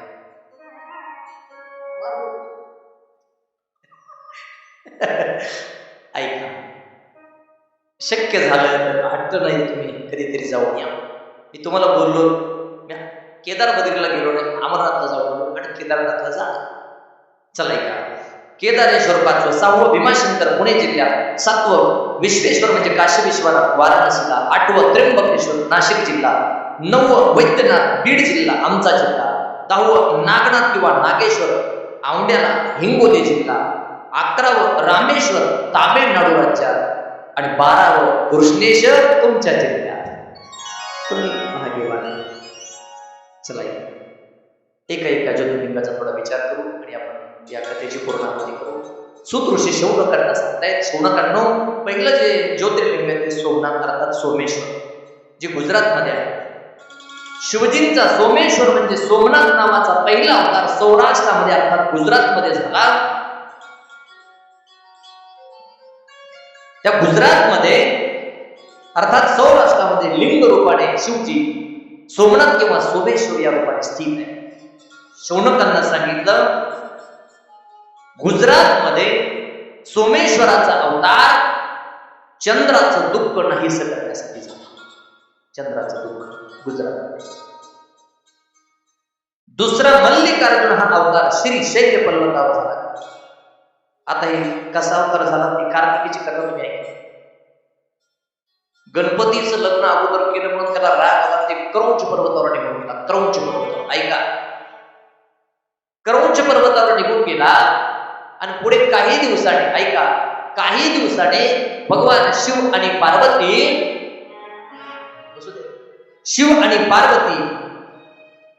त्याला भेटण्यासाठी कार्तिक गेला त्या क्रौंच पर्वतावर अर्थात श्रीशैलम या ठिकाणी गेले. आणि कार्तिक यानं सांगितलं शिव पार्वतीला, माता पित्यांना, माझ्या समाधानासाठी तुम्ही याच ठिकाणी लिंग रूपाने स्थित व्हा. कार्तिकेच्या समाधानासाठी शिव पार्वती मल्लिकार्जुन या लिंग रूपाने त्या आंध्र प्रदेशामध्ये श्रीशैलमला स्थित झाले. दुसरं ज्योतिर्लिंग. तिसरं आहे महाकाल, हा शंकराचा तिसरा अवतार आहे, जो उज्जैन नगरीमध्ये. काही शिवभक्त त्या उज्जैन नगरीमध्ये होते आणि उज्जैनमध्ये शिवभक्त राहत असताना काही दुष्ट लोक त्या शिवभक्तांना शिव आराधना करू देत होते. त्या दुर्जनांना मारण्यासाठी आणि शिवभक्ताचं रक्षण करण्यासाठी त्या उज्जैनला भगवान शंकर प्रगट झाले.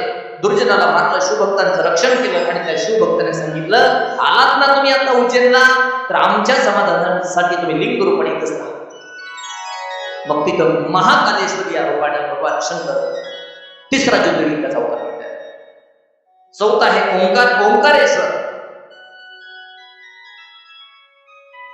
असं सांगतात एक शिवभक्त आहे तिथं, त्याचं नाव आहे विंध्याचल. त्या विंध्याचल शिवभक्ताने भगवान शंकराला त्या ठिकाणी लिंग रूपाने स्थापित केले. त्याच्या भक्तीसाठी भगवान शंकर लिंगात प्रगट झाले.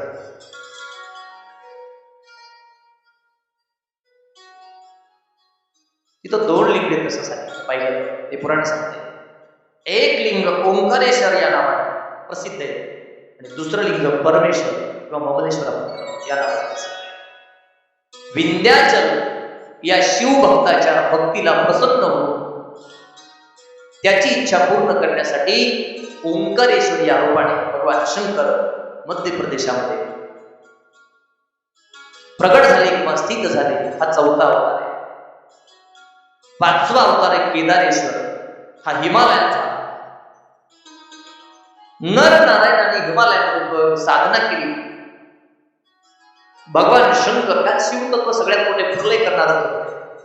मग नर नारायणाने साधना केल्यानंतर प्रार्थना केल्यानंतर भगवान शंकर त्या हिमालयामध्ये प्रगट झाले आणि नर नारायणाच्या इच्छेनुसार केदारेश्वर या नावाने हिमालयामध्ये स्थापित झाले.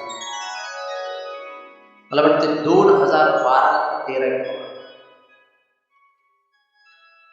देव आहे का नाही.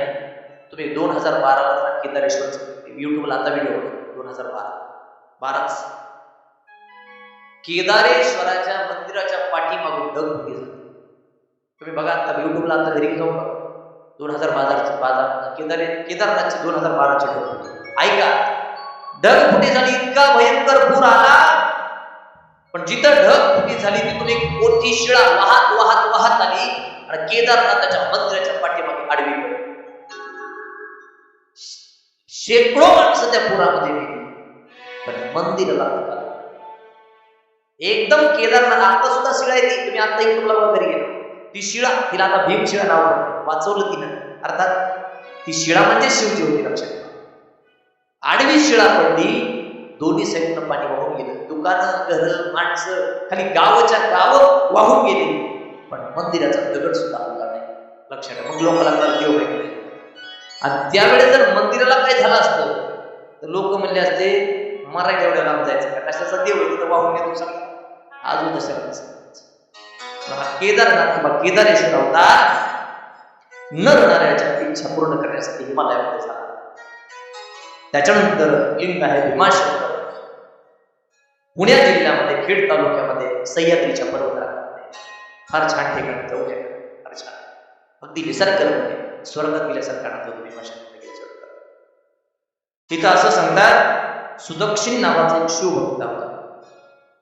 तिथं शिव आराधना, त्या सह्याद्रीच्या पर्वतरांगामध्ये सुदक्षिण नावाचा शिवभक्त भगवान शंकराची आराधना करत होता आणि साधना करत असताना त्याची साधना मोडण्याचा प्रयत्न केला, त्याला त्रास देण्याचा प्रयत्न केला. त्या राक्षसाचं नाव आहे भीमासूर. भीमासुराला मारलं आणि त्या सुदक्षिणाच्या इच्छेसाठी भीमाशंकर या नावाने त्या सह्याद्रीच्या पर्वतरांगामध्ये भगवान शंकर स्थित झाले.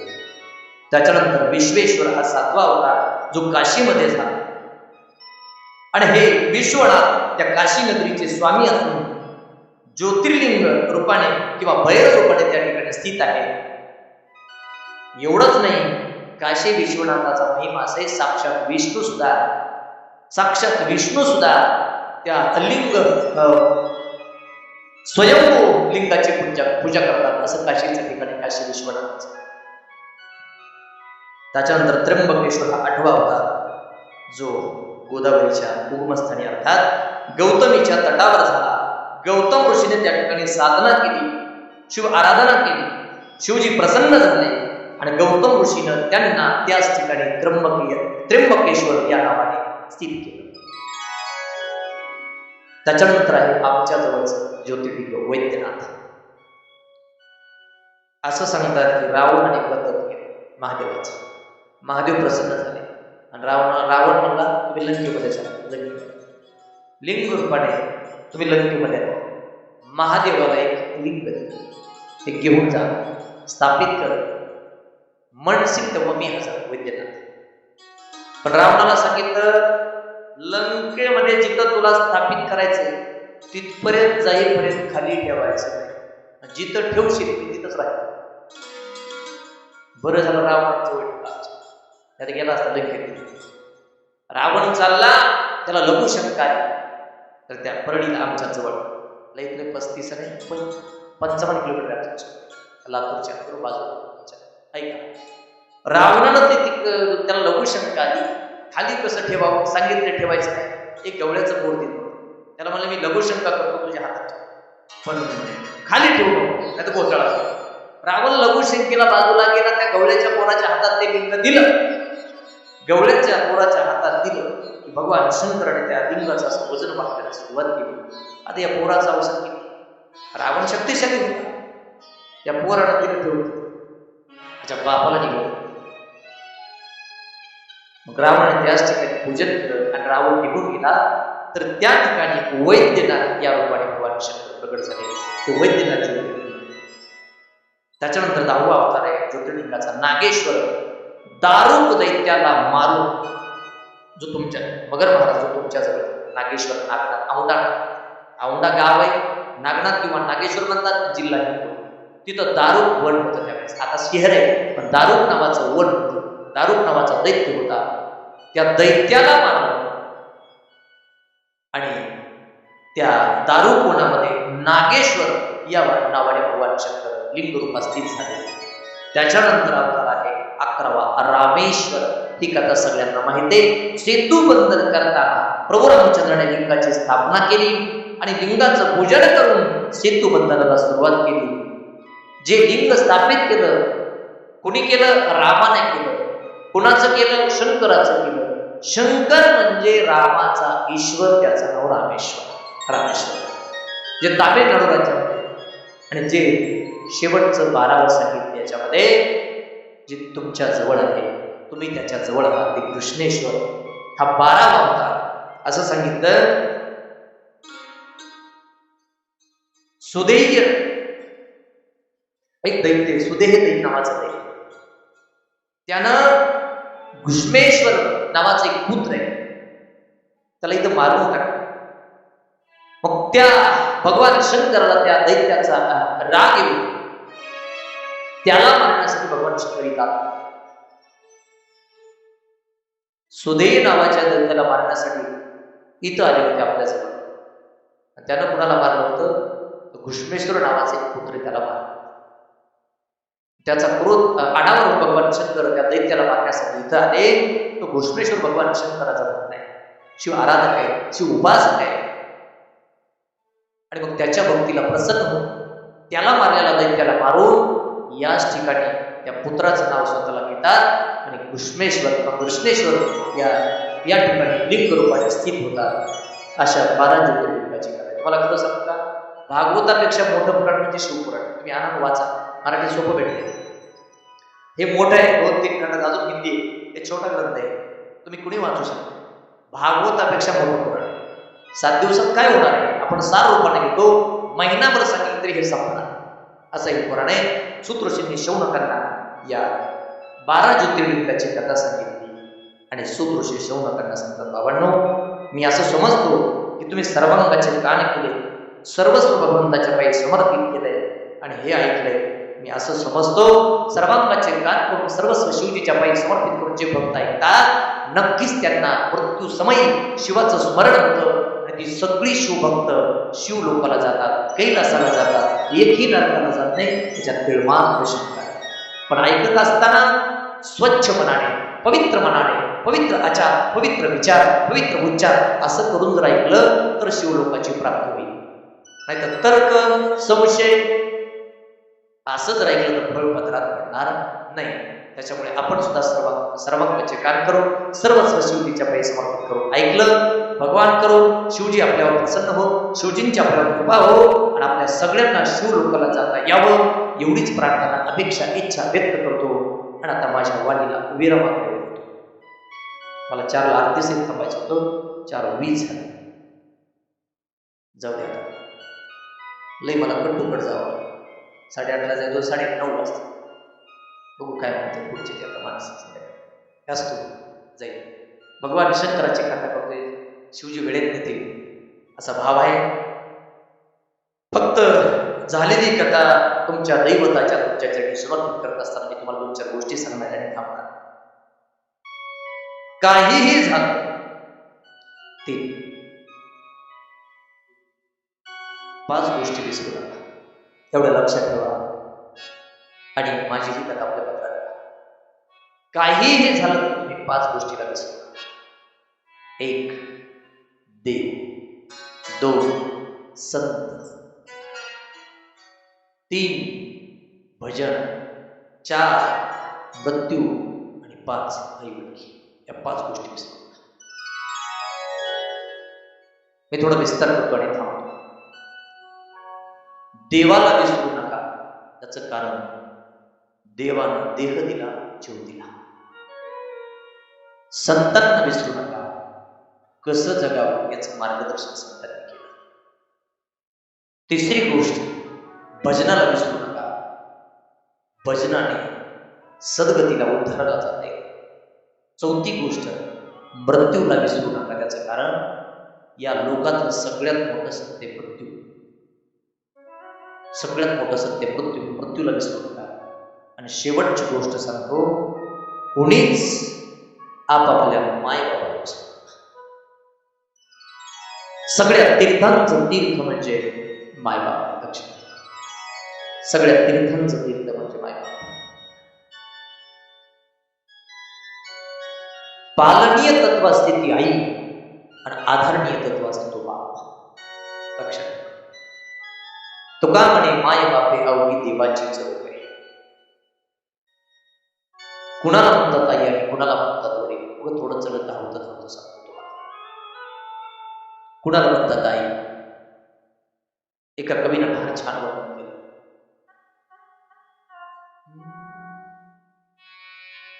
कुणाला म्हणतात आई आहे, जिथे जिथे वृक्ष आहे,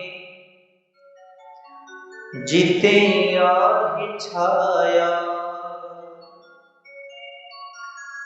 जिथे आहे सतुआई, तिथे आहे माया, तिथे आहे माया. चिवकावोसी बोलत बाळा, भरलीला घास, इतांदर भर घरी दिवाला विला, निराशले मन हो, निराशले मन रावी प्रकाशात धाया. जिथे आहे सत्वाई, तिथे आहे माया, तिथे आहे माया. हंबरुनी वासराय, चाटती जवा काय, तवा मले तिच्यामध्ये दिसती माझी माय रे, दिसती माझी माय. आया बाया सांगत होत्या तुझा हातान, दुष्काळात मायचा माझ्यात लाव कापाण. पिठामध्ये पाणी टाकून मली पाजत जाय, तवा मली पिठामध्ये दिसती माझी माय रे, दिसती माझी माय. माझा बाप रोज लावी मायच्या मागड, बास झालं शिक्षणाता करू दे याला काम. शिकून शाळा कुठ मोठा मास्तर होणार आहे, तवा मध्ये मास्तर मध्ये दिसती माझी माय रे, दिसती माझी माय. एवढं पवित्र तीर्थ असताना आज बऱ्याच आईंना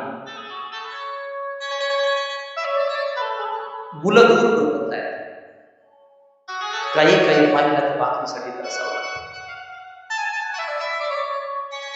मग त्या आईचा भाव आहे, मी तुझ्यासाठी जीवन जाळीले बाळा, तुने नाही पाणी पाजिले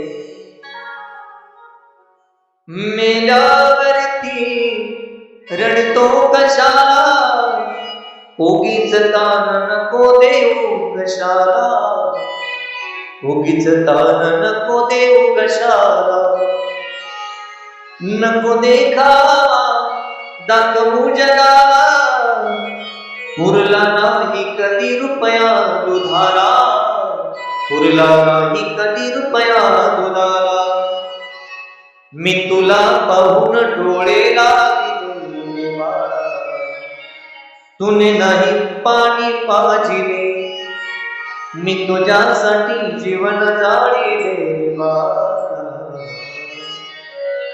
तुने नाही पाणी पाजिले जिथे वृक्ष तिथे छाया जिथे आई तिथं माया प्रत्येक मुलाने आई वडिलांना सांभाळावं पाहिजे प्रेम करावं एवढीच अपेक्षा प्रार्थना मुलगा असून आई वडिलांना वृद्धाश्रमात जाण्याची वेळ येऊ नये अशी भगवंताकडे प्रार्थना पहिलं तीर्थ आई आणि दुसरं तीर्थ बाप जोपर्यंत बाप जिवंत असतो तोपर्यंत मनामध्ये कुठली चिंता नसते माणूस झोपल्या त्याला काढ जोपर्यंत बाप जिवंत एवढंच नाही घराची काळजी नाही कुठलं बाहेरचं टेन्शन नाही कारण मनात खात्री असते बाप आहे बघा बाप असताना जबाबदाऱ्या भरपूर असतात पण मन हलकं असतं जबाबदाऱ्या भरपूर असतात पण मन हलकं असतं पण जेव्हा बाप निघून जातो त्या क्षणापासून आयुष्य माणसाचं बदलतं झोप येत नाही भूक लागत नाही माणसाचं सगळं विश्व करून जातो बाप गेला रात्री झोपल्यावर हलका आवाज झाला डोळे उघडतात भीती वाटते का बाप घराचा आधार आहे एवढंच नाही आधारच नाही तर तो आपल्या घराचा चौकीदार आहे बाप गेल्यावर एखाद्या माणसाला जेव्हा पैशाची अडचण येते तेव्हा जाणवतं कळतं की बाप घराचा बँक बाप नावाचं गीत नाही अरे एवढंच नाही जेव्हा माणसाचं मन खचतं तेव्हा जाणवतं बाप धैर्याची भिंत होता ज्यांना असेल भाग्यवान नसतील आई वडील दुर्भागी माणसं लवकर जातात कुठलाही प्रसंग आला की बापाची जाणीव बापाचं महत्व माणसाला कळतं एवढंच नाही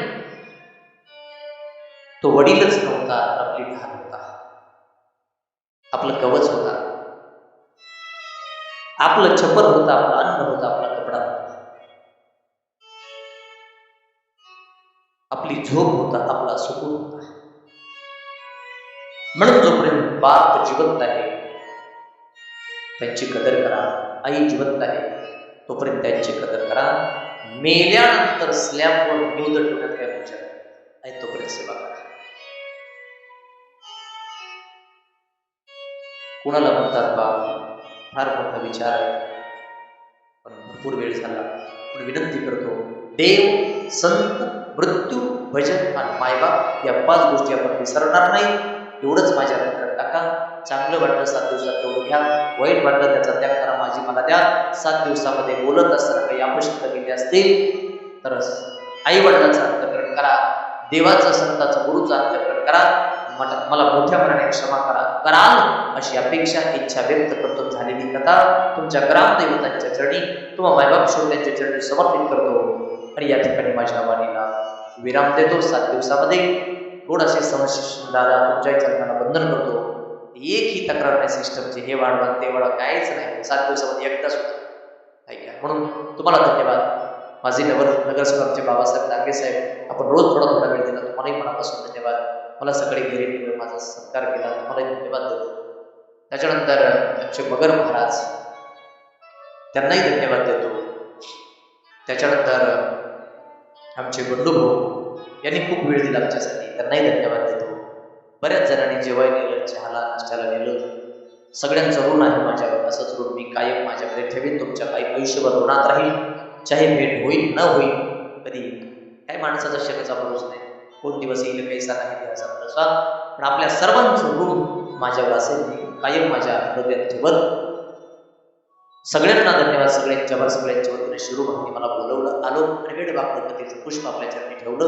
गोड करून घ्या घ्यायला अपेक्षित इच्छा व्यक्त करतो आणि माझ्या वाणीला या ठिकाणी विराम देतो. 7 दिवस मला ज्यांनी संगीताची साथ दिली, त्या अलीकडे दिसतात ते गोपाल महाराज नागरगोजे सिद्ध सायझर कायम परभणी. दुसरे पलीकडे दिसतात ते ॲक्टोपॅडला आमचे काशीनाथ महाराज सिल्लोड. त्याच्या अगोदर जे होते 3 दिवस ते वैभव महाराज थोराचे संभाजीनगरचेच आहेत. तबल्यावर जे 7 दिवस मला साथ देत आहेत ते माझे जीवलग मित्र, आमच्या धाराशिव जिल्ह्याचं तबल्याचं मृदंगाचं वैभव आकाश महाराज पंचाळीकर, जोरदार गाडी वाजवायची सगळ्यासाठी. जे पहिले 3 दिवस झाकी केली ते कपिल महाराज, ज्यांनी त्या आपल्या देवीचं रूप घेतलं होतं. त्यांना काहीतरी अडचण ते निघून गेले. पुन्हा दुसरे 2 जण यांना पाठवलं, त्यांनाही धन्यवाद देतो. माझ्या मित्रांना सगळ्यांना धन्यवाद, सगळ्यांचे आभार. अपशब्दावर गेल्या 2-3 दिवसापासून जे तुम्हाला नंतर सुद्धा या मुकुंदवाडीत ही आपली कथा नंतर पाहता येईल, बघता येईल, असे माझे मित्र इथे शूटिंग करतायत. मनोज भैया खिंडरे, किल्ले धारू, जिथे ऐतिहासिक किल्ला किल्ले धारू, त्यांचे 2 चॅनल आहेत, कीर्तनाचा स्वर आणि आपले कीर्तन, असे 2. कीर्तनाचा स्वर आणि आपले कीर्तन नेहमी करता माझे कीर्तन असतात. तर त्या चॅनलला आपण सबस्क्राईब करा आणि त्यांना मदत करा, कारण त्याचं चांगले कीर्तन करा तुम्हाला ऐकायला भेटतील. आपले कीर्तन एक आणि कीर्तनाचा स्वर असे 2 चॅनल आहेत. सगळ्यांना धन्यवाद देतो. आज काहीतरी आपल्याला दर्शन व्हावं म्हणून एक शिवजींचा अवतार अर्धनारी नटेश्वर दर्शन आपल्याला या ठिकाणी दिले. एकदा मोठ्या प्रेमाने हर महादेव. नमः पार्वती पदे शिवाय महादेव. वाणीला विराम आणि आता सगळ्यांनी आरतीसाठी उभे राहा. पुढच्या 15-20 मिनिटामध्ये मला सगळं